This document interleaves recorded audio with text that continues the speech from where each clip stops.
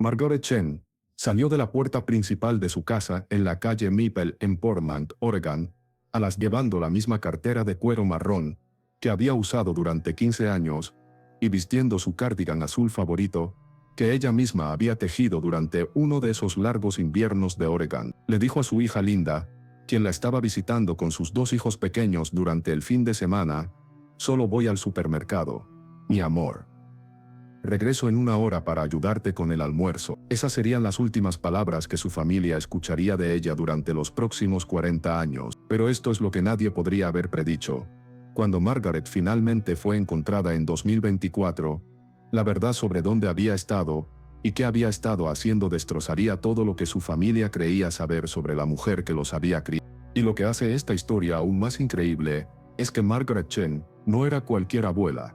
Era el tipo de mujer que nunca había estado a más de 80 kilómetros de su lugar de nacimiento, que nunca había pasado una sola noche lejos de su esposo, Harold, en sus 55 años de matrimonio, que llamaba a sus hijos todos los martes y jueves, sin falta, y que tenía una invitación a cenar esperando a cualquier miembro de la familia que apareciera sin aviso. La idea de que esta mujer pudiera desaparecer voluntariamente era tan imposible, que cuando sucedió, rompió algo fundamental en todos los que la conocían. Margaret Chen era una criatura de hábitos absolutos, que vivía su vida, según horarios, que no habían cambiado en décadas. Cada mañana, a las 6:30 am, se despertaba y le preparaba el café a Harold, 2 azúcares, sin crema, antes de que él saliera a su trabajo en el servicio postal. A las 7:15, desayunaba su avena con plátanos rebanados y miel, siempre sentándose en la misma silla de la mesa de su cocina, siempre leyendo la misma sección del Oregonian primero, las noticias locales, luego los obituarios, para ver si alguien que conocía había fallecido. Su rutina de los sábados era aún más rígida. Margaret le hacía a Harold sus panqueques favoritos, con tocino. Limpiaba la cocina hasta que brillara. Y luego a las 10:45 am exactamente, recogía su cartera, su lista de compras escrita en el reverso de un sobre, y sus bolsas de tela, que había estado usando desde los años 1000 porque creía en ser ambientalmente consciente antes de que fuera moda. Manejaba al mercado Freddy en su Honda Civic impecable, que lavaba cada domingo por la tarde, y había mantenido con tanto cuidado que aún se veía casi nuevo después de 2 años. Los vecinos de la calle Maple, efectivamente, podían poner sus relojes en hora con los movimientos de Margaret. La señora Patterson de enfrente sabía que si el carro de Margaret no salía de la entrada a las 10:50 am del sábado, algo estaba mal con el horario de Margaret. Los trabajadores postales sabían que Margaret estaría revisando su correo exactamente a las 2:00 p.m. todos los días de semana, y si no estaba ahí, significaba que estaba enferma o fuera de la ciudad visitando familia. Así que cuando Margaret no regresó a casa esa noche de sábado, cuando su Honda no estaba en la entrada a las 5:00 p.m. como había estado cada sábado durante tanto tiempo como cualquiera podía recordar, cuando la cena que había planeado cocinar para Harold todavía eran solo ingredientes en el mostrador, todos en el vecindario sintieron una perturbación en el orden natural de las cosas. Y cuando no regresó el domingo, y luego no regresó el lunes, la certeza de que algo catastrófico le había pasado a Margaret Chen se asentó sobre la calle Maple como una niebla que no se levantaría. Pero lo que descubrieron durante la búsqueda sería el primero de muchos misterios que perseguirían a la familia Chen durante 4 décadas. El carro de Margaret, un Honda Civic azul de 1982, que había comprado nuevo y mantenido con precisión religiosa, fue encontrado abandonado en el estacionamiento del mercado Freddy. Exactamente el supermercado al que había dicho que iba. Las puertas estaban abiertas, su cartera estaba en el asiento del pasajero con su billetera intacta, conteniendo exactamente 47 en efectivo, y todas sus tarjetas de crédito. Su lista de compras, escrita con su meticulosa caligrafía, todavía estaba sujeta al tablero: leche, pan, huevos, plátanos, y su boleto de lotería semanal. Las imágenes de videovigilancia del mercado Freddy contaron una historia aún más extraña que perseguiría a los investigadores durante décadas. Las cámaras mostraron claramente a Margaret entrando a la tienda a las 11:23 am, solo 36 minutos después de haber salido de casa, justo a tiempo para una mujer que planeaba sus viajes al minuto. Se movió por los pasillos con su precisión metódica usual, comenzando en la sección de productos donde siempre empezaba, seleccionando cuidadosamente plátanos que estuvieran amarillos, pero no demasiado maduros, examinando manzanas en busca de golpes, eligiendo una lechuga con la dedicación de alguien seleccionando un diamante.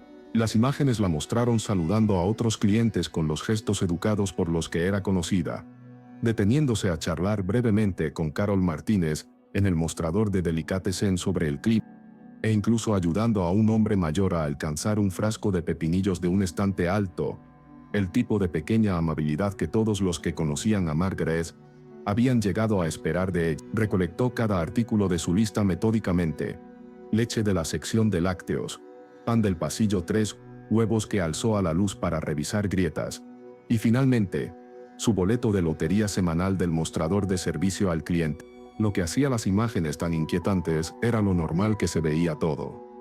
Margaret parecía relajada, tal vez incluso más feliz de lo usual. Margaret salió de la tienda a las 11:51 am, llevando sus bolsas de papel marrón en las bolsas de tela que siempre traía para hacer más fácil cargar las compras. Las puertas automáticas se cerraron detrás de ella. Salió al estacionamiento donde su Honda Civic la esperaba exactamente donde siempre se estacionaba, en la tercera fila, 4 espacios desde la izquierda, porque creía que estacionarse más lejos de la entrada de la tienda le daba ejercicio extra y reducía las posibilidades de abolladuras en las puertas. Y entonces pasó algo imposible, que desconcertaría a los investigadores durante 40 años. Las cámaras del estacionamiento mostraron a Margaret cargando sus compras en su maletero, con su cuidado usual, colocando la bolsa con los huevos encima para que no se aplastaran, acomodando todo para que nada se moviera durante el manejo a casa. Cerró el maletero, caminó alrededor al lado del conductor de su carro, abrió la puerta y se sentó detrás del volante. La cámara la captó ajustando su espejo retrovisor, un hábito que había mantenido desde que aprendió a manejar en 1950. El Departamento de Policía de Portland nunca había encontrado algo como la desaparición de Margaret Chen en los 70 años de historia del departamento. El detective James Sullivan, un veterano de 25 años que había trabajado de todo, desde asesinatos de pandillas hasta secuestros de niños, se encontró completamente desconcertado por un caso que parecía violar las leyes básicas de la física y el comportamiento humano. La gente no se desvanece en el aire, le dijo al hijo de Margaret, Robert, durante una de sus muchas reuniones en su oficina abarrotada en la estación del centro. En mi cuarto de siglo haciendo este trabajo, he visto cuerpos escondidos en paredes, víctimas disueltas en ácido, personas que han sido cortadas y esparcidas por 3 condados. Pero nunca he visto a alguien simplemente desaparecer como si nunca hubieran estado ahí. Siempre hay evidencia, siempre un rastro, siempre algo que nos dice qué pasó. Pero con tu madre, es como si hubiera salido de la realidad misma. La investigación que siguió consumió los recursos del Departamento de Policía de Portland durante meses y se convirtió en una fuente de frustración para cada detective asignado al caso. Entrevistaron a cada empleado del mercado Freddy, desde los empacadores adolescentes que trabajaban los fines de semana hasta el gerente de la tienda que había estado ahí durante 15 años. Interrogaron a cada cliente que había estado en la tienda ese día, rastreándolos a través de registros de tarjetas de crédito e imágenes de vigilancia, gastando cientos de horas tratando de encontrar a alguien que hubiera visto algo inusual, alguien que pudiera haber notado a Margaret hablando con un extraño o pareciendo angustiada.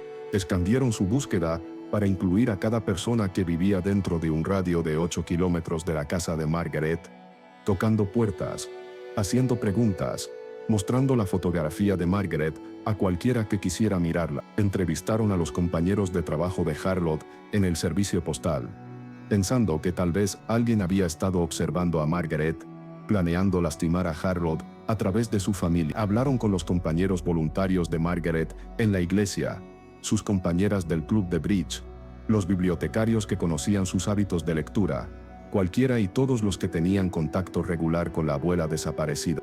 La búsqueda física fue igualmente exhaustiva e igualmente infructuosa. Trajeron perros de búsqueda de la policía estatal, animales especialmente entrenados, que podían seguir un rastro de olor días después de que se hubiera establecido. Dragaron el río Willamette durante 3 semanas, usando equipo de sonar prestado de la Guardia Costera, para buscar cualquier señal de que el cuerpo de Margaret pudiera haber sido arrojado al agua. Buscaron en edificios abandonados, lotes vacíos, sitios de construcción, e incluso hicieron que el FBI trajera radar de penetración terrestre para examinar áreas donde el cuerpo de Margaret pudiera haber sido enterrado. Revisaron cada hospital, morgue e instalación de salud mental en Oregón, Washington y el norte de California, pensando que tal vez Margaret había sufrido algún tipo de colapso y había vagado en un estado confuso. Los registros bancarios supinados durante la investigación mostraron que en los 6 meses previos a su desaparición, Margaret había estado haciendo retiros regulares de efectivo de su cuenta de ahorros, la cuenta que ella y Harold habían estado construyendo para su jubilación, dinero que habían ahorrado centavo a centavo durante 30 años de matrimonio. Los retiros no eran lo suficientemente grandes para atraer atención del banco, nunca más de 200 a la vez, pero eran consistentes, ocurriendo cada 2 semanas, como un reloj, siempre los martes por la tarde, cuando Harold estaba en el trabajo y no podía ver los recibos de transacción.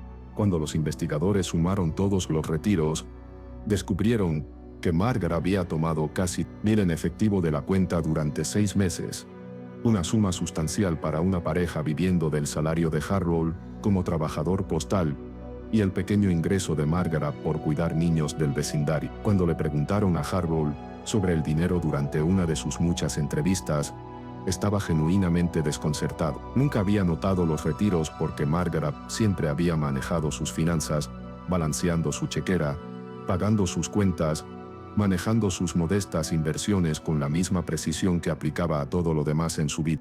Siempre fue tan cuidadosa con el dinero, le dijo Harold del detective Sullivan, su voz quebrándose, mientras trataba de entender qué le había pasado a la mujer con la que había estado casado durante más de la mitad de su vida. Hablábamos de cada compra de más de $50. Planeábamos durante semanas antes de comprar algo importante. No puedo imaginar para qué habría necesitado $3,000. O por qué no me habría dicho sobre eso. No teníamos secretos el uno del otro. Nunca tuvimos secretos. Pero Margaret había estado guardando secretos. Más secretos de los que cualquiera podría haber imaginado. La investigación reveló que había estado recibiendo correo en una casilla postal en el centro de Portland que nadie en su familia conocía. La casilla 2047 en la oficina postal principal, en Northwest Soy Street, había sido rentada bajo el nombre de Margaret 6 meses antes de su desaparición, pagada con giros postales que no podían ser rastreados a ninguna cuenta bancaria. Según los registros postales, Margaret había estado revisando la casilla religiosamente cada martes por la tarde a las 12:30 p.m., inmediatamente después de su visita semanal a la biblioteca. Cuando la policía obtuvo una orden para registrar la casilla, la encontraron completamente vacía, excepto por una sola nota adhesiva amarilla, que había sido presionada contra la pared trasera. Escrita en la nota con la cuidadosa caligrafía de Margaret, había una dirección que enviaría la investigación en una dirección completamente nueva. 247 Pine Ridge Road, Sacramento, California. Debajo de la dirección, en la misma escritura precisa, estaban las palabras 15 de noviembre. Estate lista. La dirección llevó a otro callejón sin salida que profundizó el misterio en lugar de resolverlo.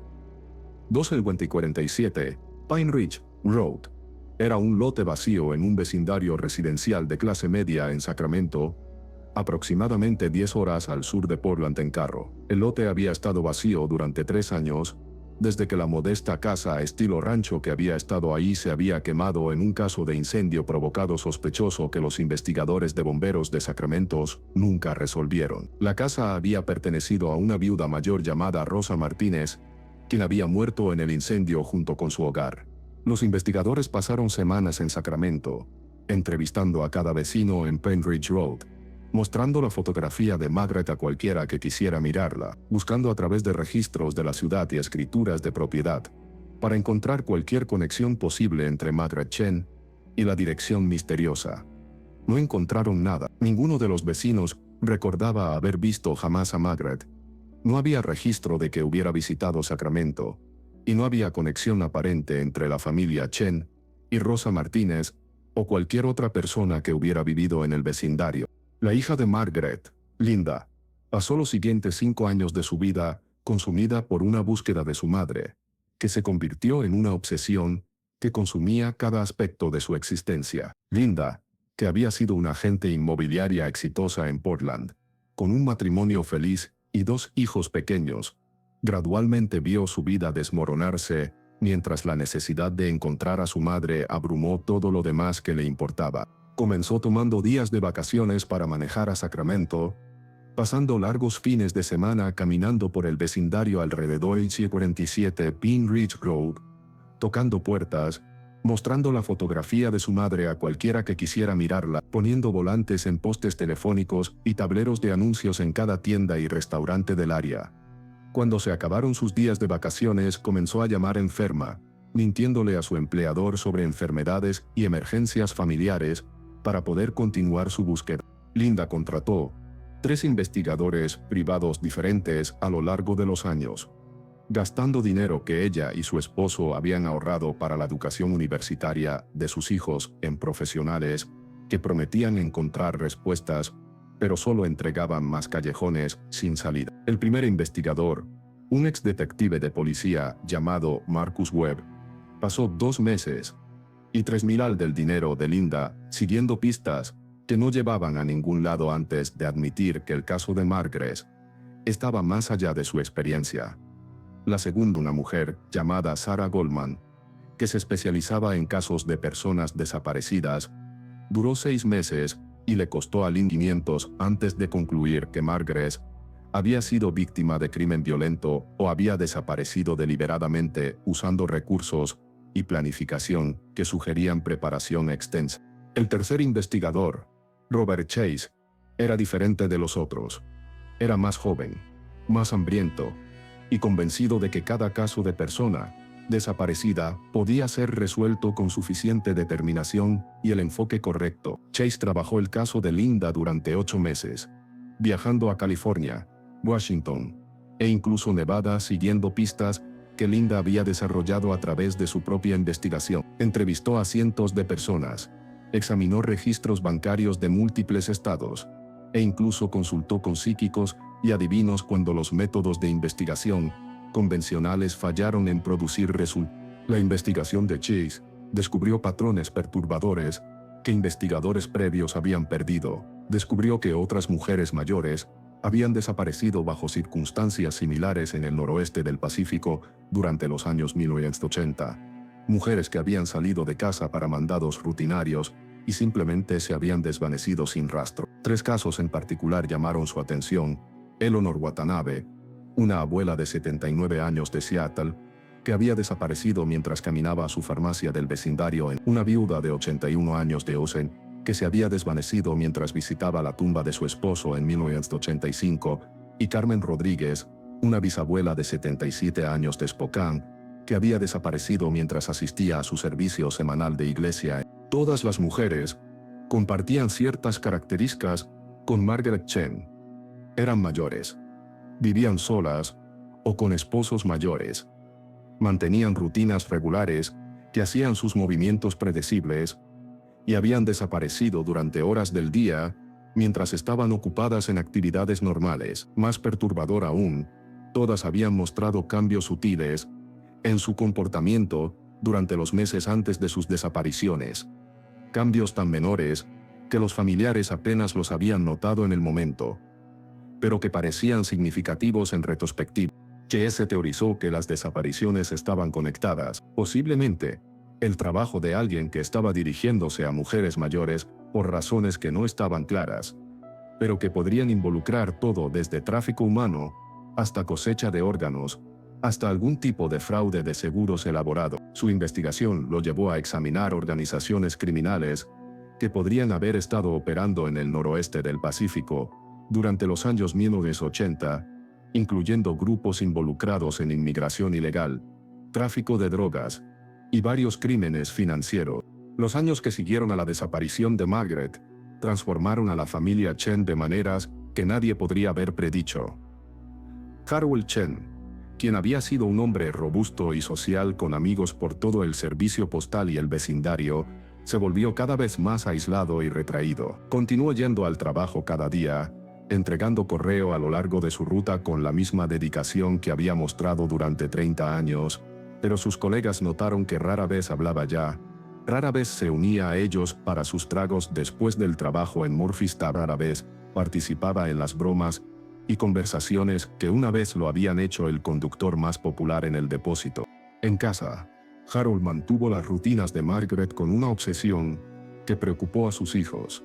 Continuó poniendo 2 lugares en la mesa de la cena cada noche.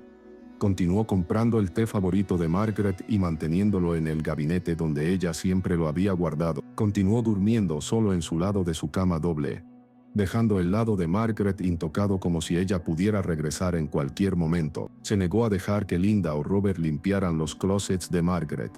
Se negó a donar su ropa a la caridad. Se negó a cancelar sus suscripciones de revistas o quitar su nombre de sus cuentas bancarias conjuntas.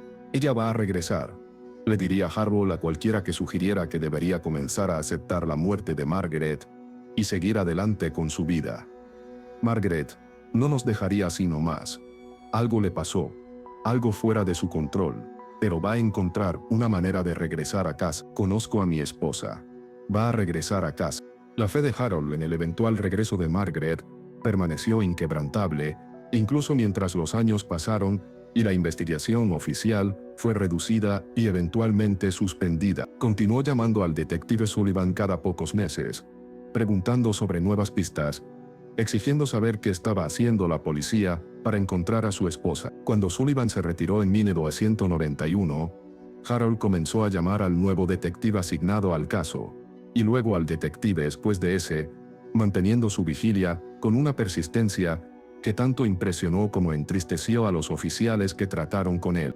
El impacto en los nietos de Margaret fue quizás el aspecto más desgarrador de la prueba de la familia. Los hijos de Linda, que habían tenido 6 y 4 años cuando su abuela desapareció, crecieron con memorias fragmentadas de una mujer que había sido una figura central en sus vidas jóvenes. Recordaban las galletas de chispas de chocolate de Margaret, sus cuentos antes de dormir, la manera en que los dejaba ayudarla en el jardín detrás de su casa en la calle Maple. Pero mientras los años pasaron, estas memorias se confundieron con fotografías e historias familiares, haciendo difícil para ellos separar sus recuerdos reales de su abuela de la versión idealizada que la familia había construido alrededor de su ausencia. El matrimonio de Linda, con su esposo Tom, comenzó a mostrar tensión para el segundo año de la desaparición de Margaret. Tom inicialmente había apoyado los esfuerzos de búsqueda de Linda. Incluso había tomado tiempo de vacaciones para ayudarla a distribuir volantes en Sacramento y entrevistar testigos potenciales. Pero mientras la obsesión de Linda se profundizó y sus esfuerzos de búsqueda comenzaron a consumir sus ahorros y afectar su habilidad para cuidar a sus hijos, Tom comenzó a sentir como si estuviera casado con un fantasma. Linda pasaba sus noches examinando mapas y reportes policiales en lugar de ayudar a sus hijos con la tarea. Pasaba sus fines de semana manejando a ciudades distantes persiguiendo pistas en lugar de asistir a los juegos de fútbol y obras escolares de sus hijos. El punto de quiebre final llegó en 1989, 5 años después de la desaparición de Margaret, cuando Linda anunció que estaba renunciando a su trabajo para buscar a su madre tiempo completo. Había oído sobre una psíquica en Los Ángeles que afirmaba tener visiones sobre personas desaparecidas, y estaba convencida de que esta mujer podría proporcionar el avance que había eludido a la policía e investigadores privados. Tom, quien ya había visto a su esposa gastar los fondos universitarios de sus hijos en persecuciones previas de gansos salvajes, pidió el divorcio el mes siguiente. En 2019, 35 años después de la desaparición de Margaret, Linda Chen recibió una llamada telefónica que cambiaría todo lo que creía saber sobre el caso de su madre. La llamada llegó de la detective María Santos, una especialista en casos fríos, con el Departamento de Policía de Portland, que había sido asignada para revisar desapariciones sin resolver de los años 1980, usando nueva tecnología y técnicas de investigación que no habían estado disponibles para los investigadores originales. La detective Santos explicó que el departamento había recibido una beca federal para examinar casos fríos usando tecnología avanzada de mejora digital, y el caso de Margaret había sido seleccionado para revisión debido a sus circunstancias inusuales y la calidad de las imágenes de vigilancia originales. La tecnología ahora disponible podía mejorar imágenes de video de maneras que habían sido imposibles en 1984, potencialmente revelando detalles que podrían resolver casos que habían desconcertado a investigadores durante décadas. Linda, ahora de 62 años, y viviendo en un pequeño apartamento en San Diego, donde trabajaba como contadora de medio tiempo para una clínica médica, nunca había dejado de esperar que alguien encontrara nueva evidencia sobre la desaparición de su madre. Pero después de 35 años de desilusión, había aprendido a templar sus expectativas. Aún así, cuando la detective Santos la invitó a Portland para ver las imágenes mejoradas, Linda sintió una oleada familiar de esperanza mezclada con el miedo que se había convertido en su compañero constante, el miedo de que esto sería otro callejón sin salida, otra promesa falsa que la dejaría más descorazonada que antes. Cuando la detective Santos le mostró a Linda las imágenes mejoradas en un monitor de alta definición en la sala de conferencias del departamento de policía, ambas mujeres podían ver claramente algo que se había perdido durante décadas. En los momentos antes de que Margaret desapareciera, estaba mirando algo o alguien fuera del rango de la cámara, y su expresión no era de miedo o confusión.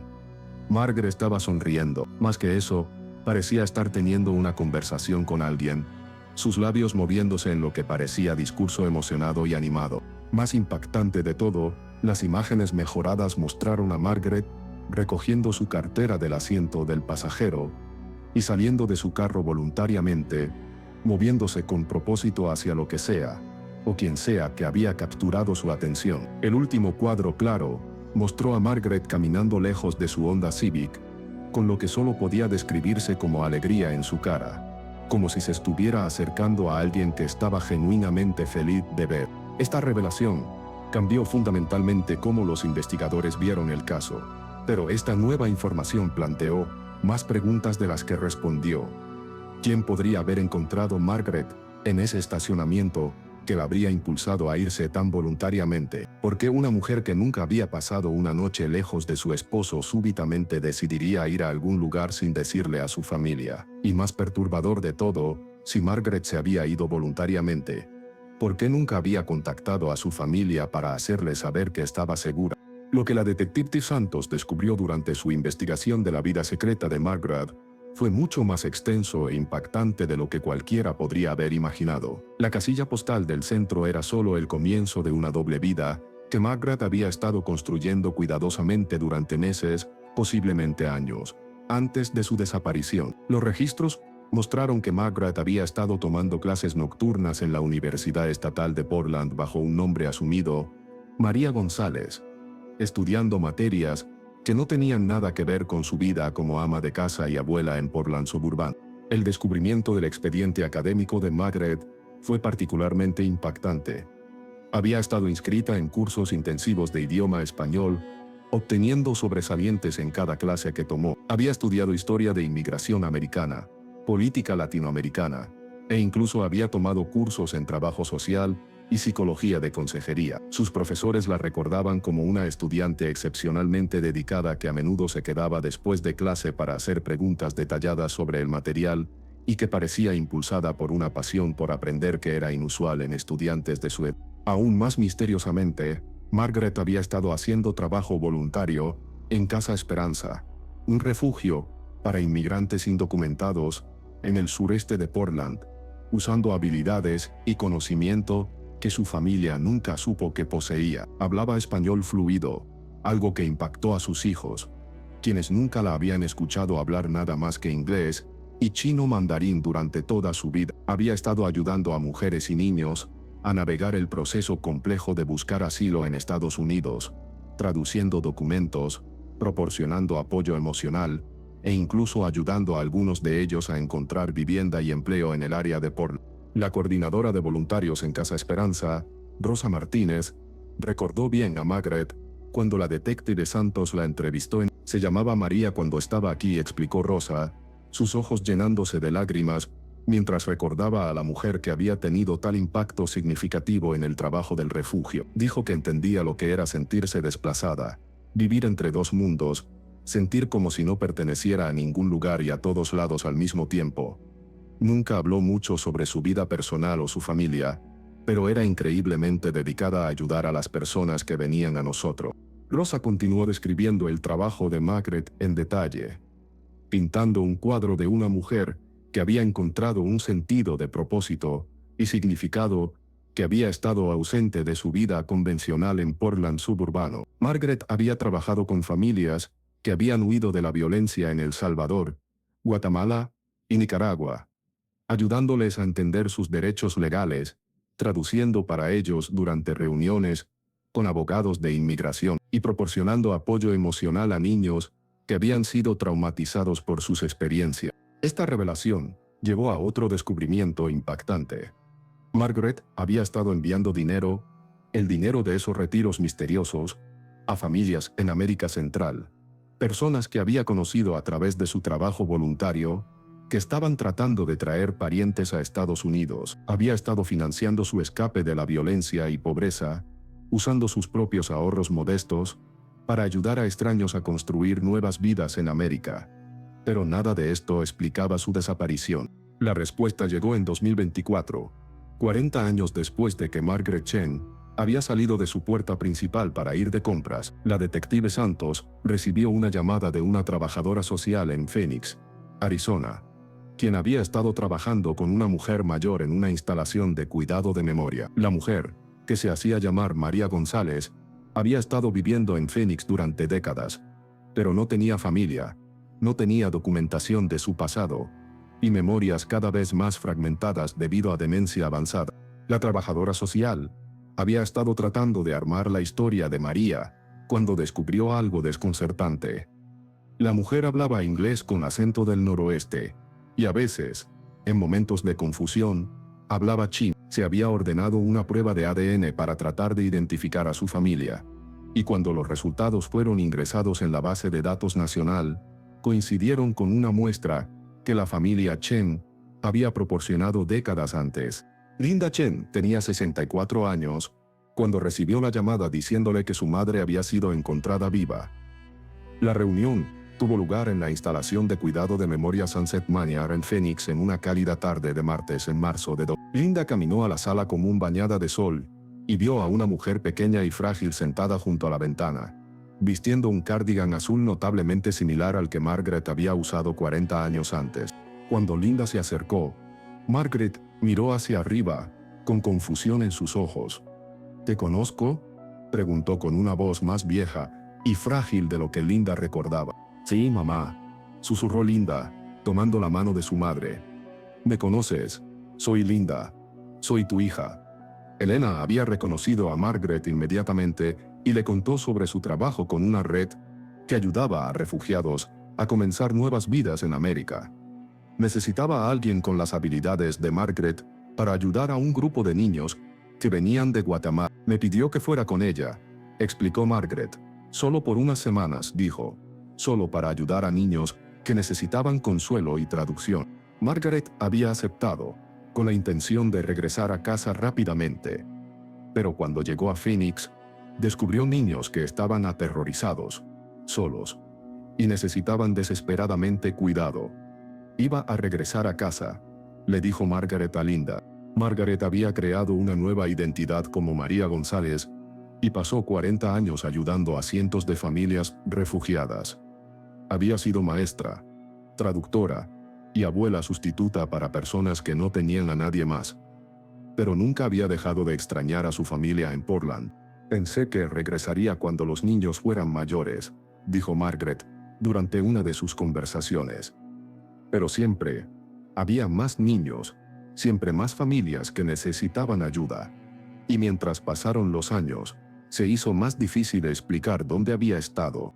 La ironía desgarradora era que Margaret había desarrollado demencia varios años antes, y sus memorias de su familia en Portland habían comenzado a desvanecerse incluso mientras sus memorias de su trabajo en Phoenix permanecían claras. La organización había cuidado de ella tanto como pudo antes de colocarla en cuidado de memoria bajo el nombre que había usado durante 4 décadas. Linda pasó semanas en Phoenix, aprendiendo sobre la vida secreta de su madre y conociendo algunas de las personas que Margaret había ayudado. Carlos Herrera, ahora un empresario exitoso, había llegado de Guatemala como un niño de 8 años aterrorizado en María fue la primera persona que me hizo sentir seguro en América, le dijo a Linda. Me enseñó inglés, me ayudó con la tarea, me abrazó cuando lloré por mi madre. No sería quien soy hoy sin ella. La historia dividió la opinión pública cuando se volvió noticia nacional. Algunos vieron a Margaret como una heroína que había dedicado su vida a ayudar a personas vulnerables.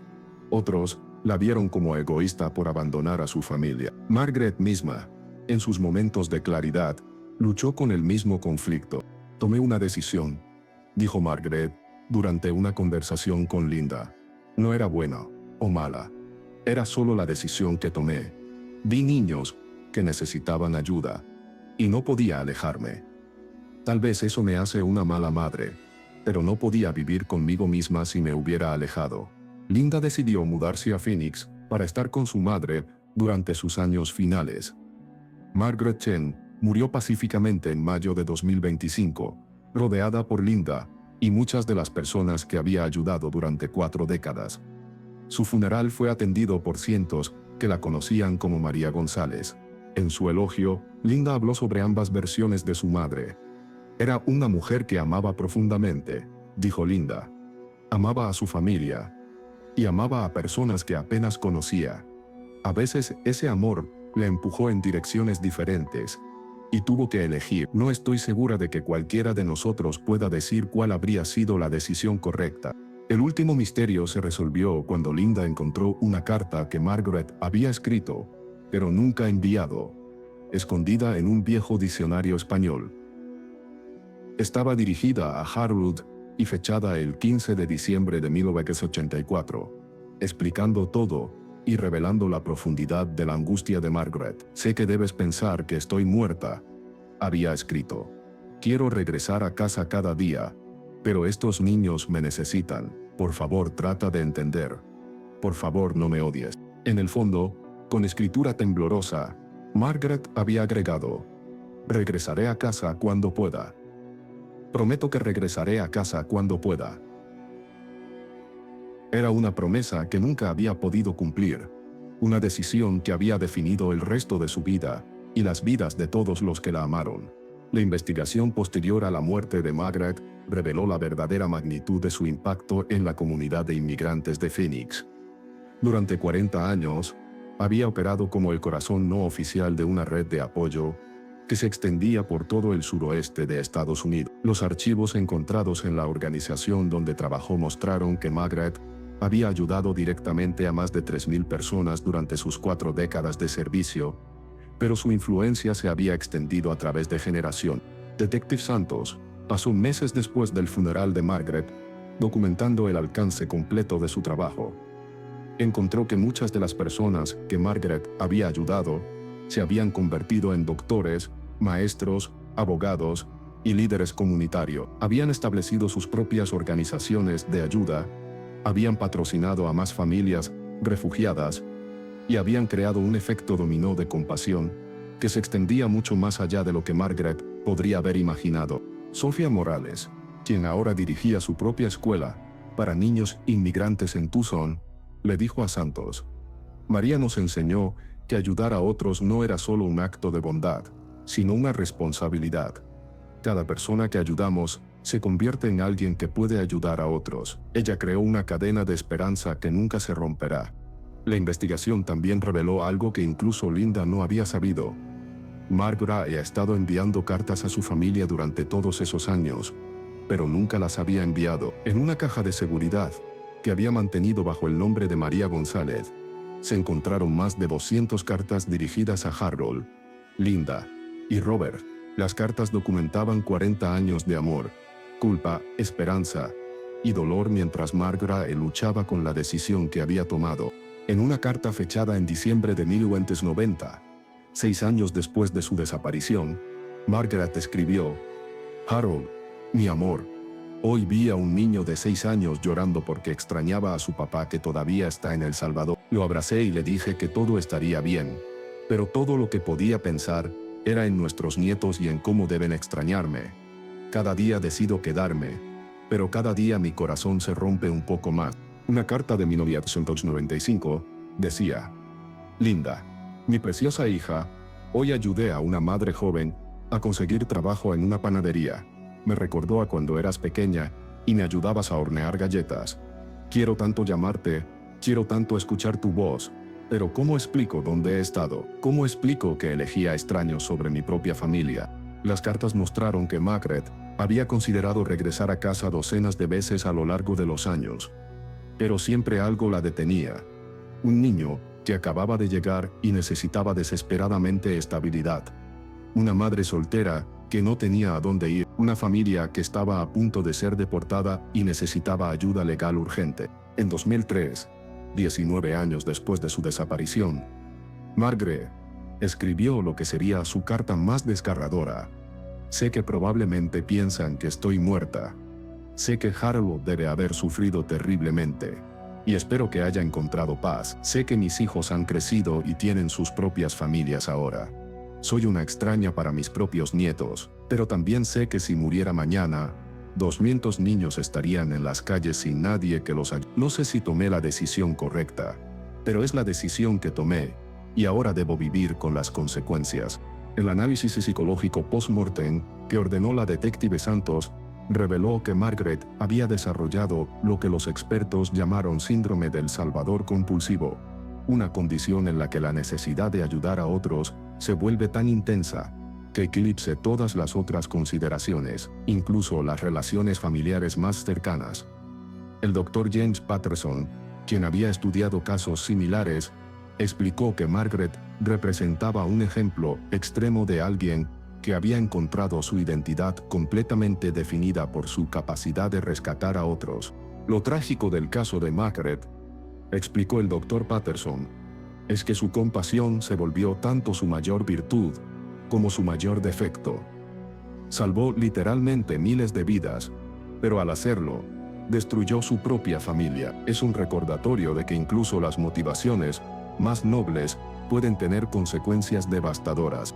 La historia de Margaret Chen se convirtió en el tema de un documental premiado, varios libros, innumerables artículos académicos sobre inmigración, familia y sacrificio personal. La Universidad Estatal de Portland estableció la beca Margaret Chen para estudiantes que estudian trabajo social y derechos de inmigrantes. Casa Esperanza cambió su nombre a Centro de Recursos Margaret Chen en su honor. Pero para Linda, todos estos homenajes no podían llenar el vacío de 40 años perdidos. En sus memorias, publicadas 2 años después de la muerte de su madre, Linda escribió: Mi madre fue una santa para cientos de personas, pero para mí, simplemente fue una madre que desapareció. Entiendo por qué hizo lo que hizo, incluso admiro su dedicación a ayudar a otros. Pero parte de mí siempre se preguntará, ¿no merecíamos nosotros también ser salvados? ¿No merecíamos tener a nuestra madre cuando la necesitábamos? El legado de Margaret Chen permanece complejo y controvertido. Para algunos, representa el sacrificio personal supremo, por el bien mayor. Para otros, es una advertencia sobre los peligros de permitir que la compasión por extraños eclipse las responsabilidades hacia la propia familia. Lo que nadie puede negar es que una mujer de 84 años, que salió a comprar comestibles un sábado por la mañana, en 1984, cambió fundamentalmente el curso de miles de vidas, incluyendo las de la familia que dejó atrás. La casa en la calle Maple, donde Margaret vivió durante 30 años finalmente, fue vendida en 2026, un año después de su muerte. Los nuevos propietarios encontraron, escondido detrás de una tabla suelta en el sótano, un diario que Margaret había mantenido durante los meses antes de su desaparición. Las entradas revelaron que su decisión de ayudar a Elena no había sido espontánea, sino el resultado de meses de planificación cuidadosa y conflicto interno. Si algo me pasa, escribió Margaret en su última entrada, fechada el 2 de noviembre de 1984, un día antes de su desaparición, quiero que mi familia sepa que los amo más de lo que las palabras pueden expresar, pero también sé que hay niños en el mundo que no tienen a nadie, y si tengo la oportunidad de ser esa persona para ellos, no puedo decir que no. Puede que sea la decisión más egoísta que jamás haya tomado, o puede que sea la más desinteresada. Supongo que la historia lo juzgará. La historia de Margaret Chen se había convertido en una leyenda, un cuento de advertencia y una inspiración. Todo al mismo tiempo. Era la historia de una mujer que había vivido dos vidas completamente diferentes, sacrificando una por la otra, y dejando a todos los que la conocieron preguntándose qué habrían hecho en su lugar.